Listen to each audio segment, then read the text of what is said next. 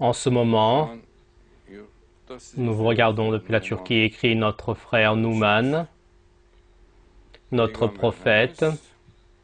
Lorsqu'il est parti dans la nuit du Mérage, son corps s'est transformé en lumière. Il est sorti de l'état de la matière du corps humain qu'on connaît, et quand c'est ainsi, à la vitesse de la pensée, il ira partout, si Dieu le veut. Alors, de la nourriture et de la boisson, des besoins humains, il n'en a plus besoin. Il se transforme en ange, il devient comme un ange, et son corps devient comme un corps d'ange. C'est-à-dire, il sort du fait d'être de la matière qu'on connaît, le corps humain.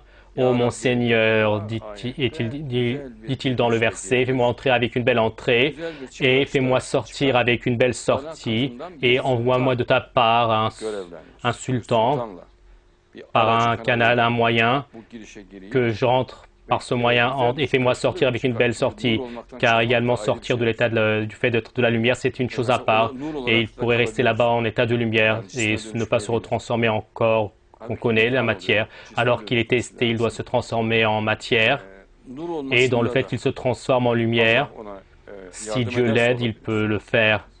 De ta part, un sultan, par exemple, parfois c'est Gabriel, l'ange Gabriel, parfois Al-Khidr, le ver, lorsqu'il l'aide, et donc le corps que vous connaissez se transforme en lumière.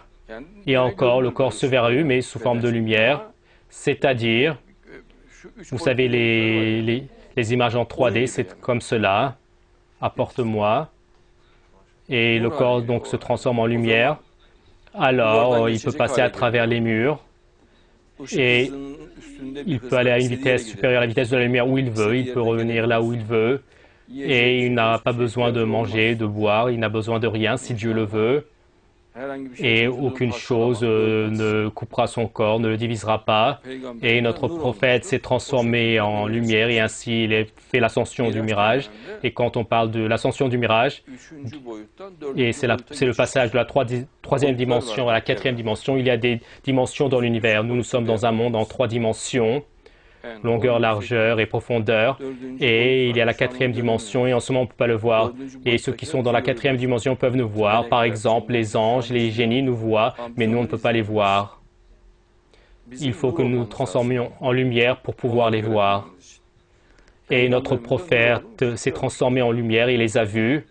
Et ensuite, il s'est retransformé en corps humain qu'on connaît, en matière. Il est rentré dans son lit et sa femme, Aïcha, a dit « Je suis parti dans son lit, il n'y était pas. » Et ensuite, elle a dit que son lit était chaud, si Dieu le veut. Mais cela n'enlèvera pas donc la volonté libre. Et donc, ceci sera montré au prophète comme quelque chose entre l'éveil et le rêve. Cela n'enlèvera pas donc son choix de la volonté libre.